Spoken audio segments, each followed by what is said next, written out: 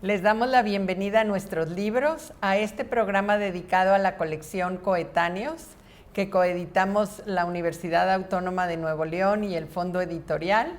Son obras narrativas que cumplen ya 10 años. Bienvenidos.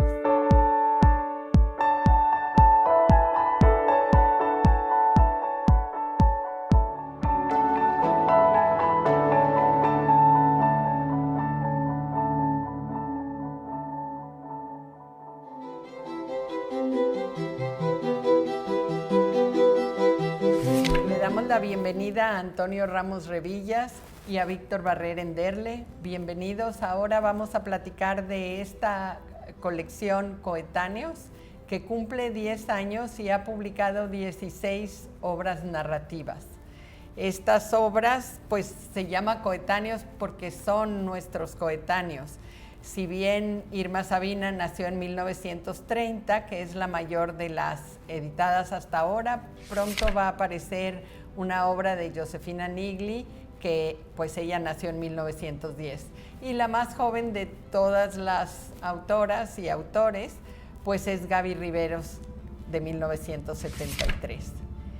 Bueno, estos libros los consideramos también clásicos porque muchos de ellos han aparecido hace alrededor de 30 años, la mayoría, aunque el de Irma Sabina es de 1963 y el de Nigli, que pronto veremos, pues es de 1949, pero pues por lo pronto son clásicos.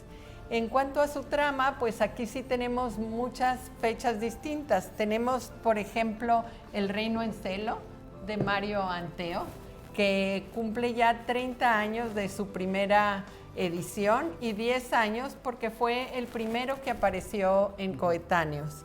Y su trama, en cambio, está referida a fines del siglo XVI y junto a los hechos históricos de nuestra región, pues va a narrar esta novela ya en la forma más novelada, pues el crimen y todas las traiciones que hubo entre los conquistadores. Muy interesante, uno lo puede ver desde nuestros días y seguir disfrutando mucho, además de conocer la historia. Pues también hay otros de épocas más recientes, pero todavía de fines del siglo XIX, como es 70 veces 7 de Ricardo Elizondo, que coincide con la llegada del tren al noreste y que va a ser esta maravillosa saga de nuestros pueblos y pues a contar los avatares de todos sus personajes.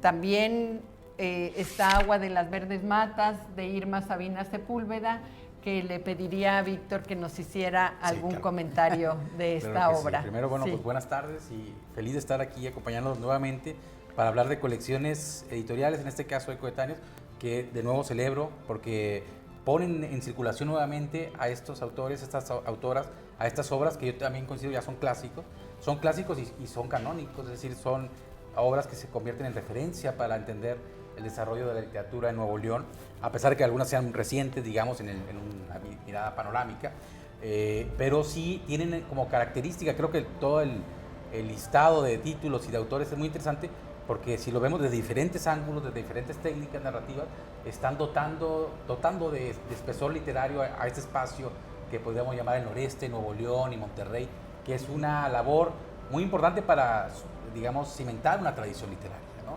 El describir, el recrear, el resignificar el entorno inmediato le da ese espesor y creo que están en todos sus autores desde diferentes ángulos, como bien mencionaste, no sea desde Agua de las Verdes Matas, que me parece que es un ejercicio narrativo muy interesante de Irma Sabina Sepúlveda, con ecos rulfianos, pero trasladados a una región, aunque no se nombra específicamente, una región cercana y poblada con una narrativa muy peculiar, que es la de Irma, que para mi gusto la coloca en un lugar fundamental y fundacional en nuestras letras, ¿no? Tal vez con Josefina Nigli y yo añadiría a Adriana García Roel, por ejemplo, con El Hombre Barro, otra autora también muy importante que anda por ahí. Y que nos falta. Y que nos falta, sí. Como petición, porque sí, es un libro también muy interesante y que creo que si uno, y eso es una de las cosas que agradece mucho de estas colecciones, que hace visible y concreto y materializa la tradición. Ya al tener estos títulos a la mano, hermosamente editados, es una colección además en términos de diseño muy bella, con una tipografía espectacular.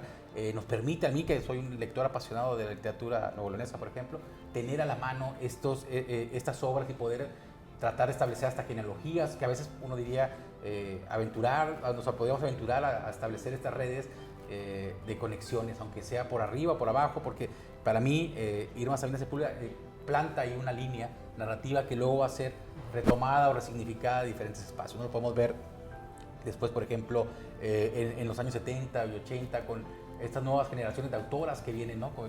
que también están, por ejemplo, Patti Lauren o Dulce María, que ya trabajan otros temas, otros ángulos, pero que retoman este papel de autoras, ¿no? que es muy importante, de asumirse como creadoras, ¿no? y de recrear o ambientar sus textos en estos espacios tan cercanos, ¿no? Entonces, de inicio, para mí, este libro es como una piedra, un cimiento, una piedra de partida.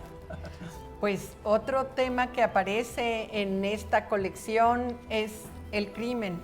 Son dos crímenes muy terribles que ocurrieron aquí en 1933, el de la calle de Aramberri, en 1977, el que narra Pedro de Isla en Los andamiajes del miedo. ¿Qué nos cuentas? Así, mira, eso es también muy interesante, Carolina, porque el caso, por ejemplo, de Hugo Valdés, él utiliza un hecho real, que claro, igual que Pedro, pero sucedido en los años 30, en la transformación, y Hugo lo trabaja muy bien en su novela, del paso de una ciudad, digamos, pequeña, pueblerina, donde todos se conocían, a una urbe moderna y anónima y peligrosa, ¿no? Es decir, hay una parte en la novela estupenda donde el narrador dice que la gente a partir de ese crimen empezó a poner cerrojos en las puertas, ¿no? Algo que no pasaba.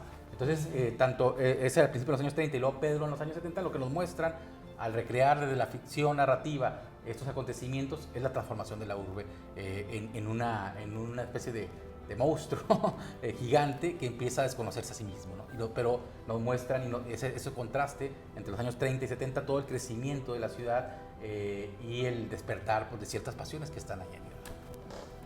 Pues sí, hay otras obras, bueno, hay una de ellas que está situada en el futuro, o en lo que era el futuro, la primera vez que apareció Los mismos grados más lejos del centro, de Gabriel González Meléndez, que se refiere a la segunda década del siglo XXI, y va hasta el siglo XXIII, y utiliza ese pretexto de un futuro en lo que en laboratorio al menos todo se puede hacer para hablar de la soledad, para hablar de la problemática. Pero vamos a hacer una pausa y regresamos para que Toño nos platique de otras obras.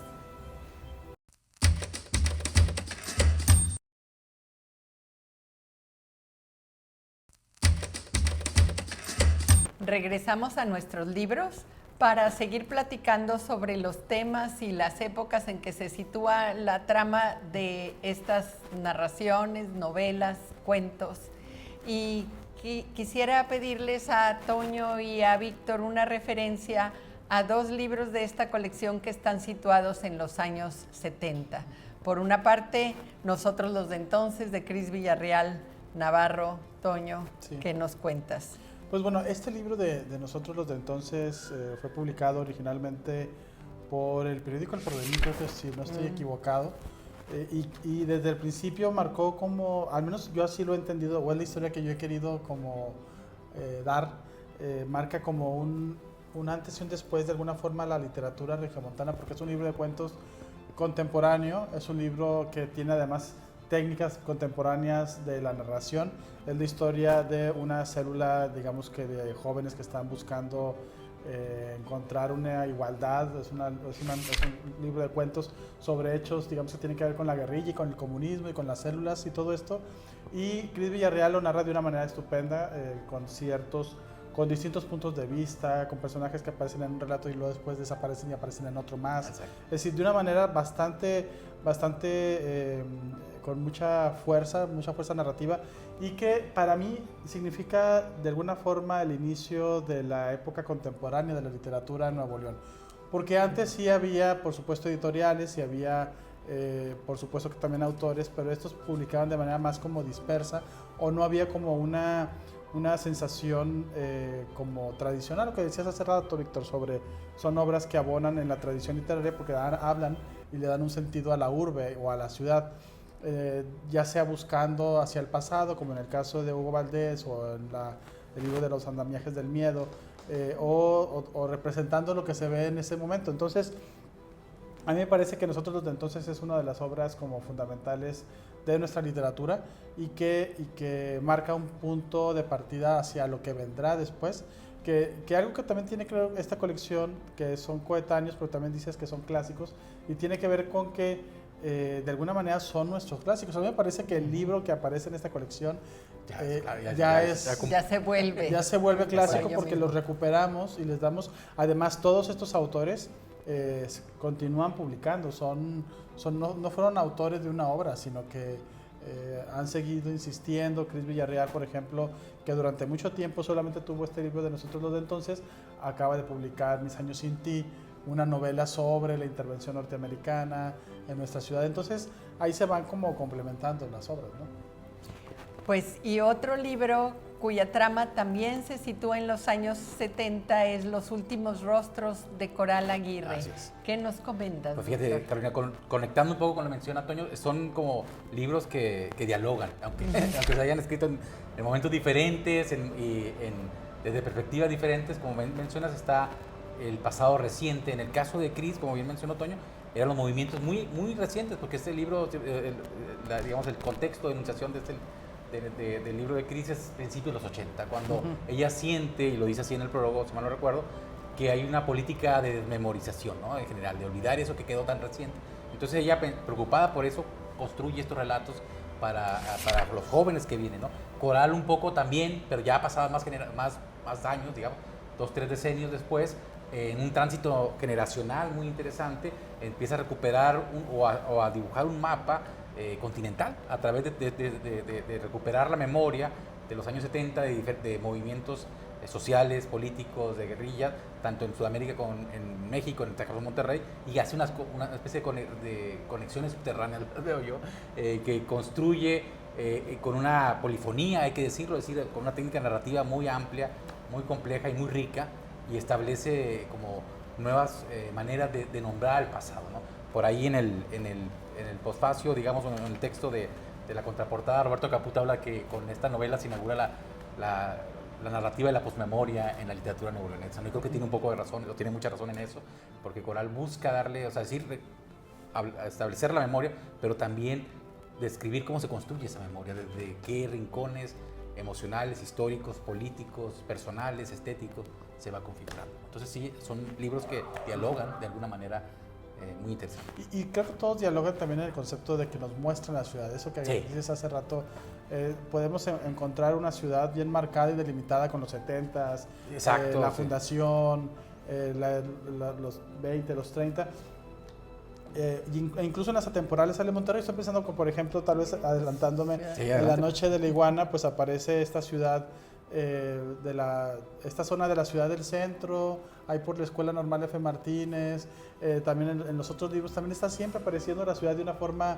Claro, en Pedro Isla, pues San Pedro, en este caso. San Pedro, sí. La discoteca. Pues ¿no? sí, claro. Aunque las tramas pueden ser más, que las podríamos considerar atemporales, en obras como El ojo de la iguana de Héctor Alvarado, pues va a aparecer también la ciudad, o en Ciudad Mía, no se diga, que es, ¿verdad? La de Gaby Riveros. Sí, o por ejemplo, bueno, 70 veces 7, que también, si bien no es tanto Nuevo León, pero sí es este entorno que ya ubicamos, El reino en celo no se diga, El libro del brujo, que también tal vez ese sería el único que sale un poco de ese contexto, pero que de alguna forma también algo que tiene muy bien la colección es que recupera a nuestros autores. Y José María Mendiola pues fue un escritor como muy, muy importante para nuestra comunidad, y que este fue el único libro que publicó, y bueno, también ya ha sido recuperado, ¿no?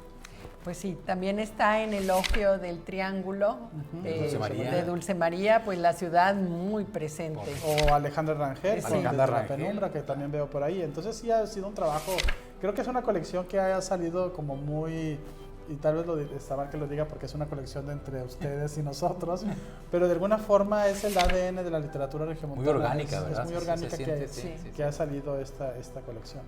Y pues nos da mucho gusto cumplir nosotros con nuestro objetivo de dar a conocer lo mejor que tenemos, lo mejor de nuestra literatura y poner en presente a todos estos autores. Vamos a hacer de nuevo una pausa para regresar a la última parte de este programa.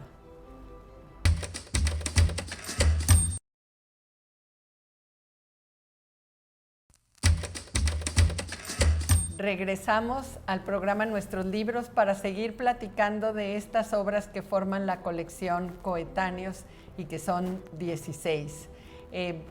Queremos agregar algo sobre Patricia Lauren Kulik, que en esta colección aparece El Circo de la Soledad, donde este grupo de personajes, este grupo de amigas, mujeres, se convierten en personajes para compartir sus recuerdos y sus vivencias.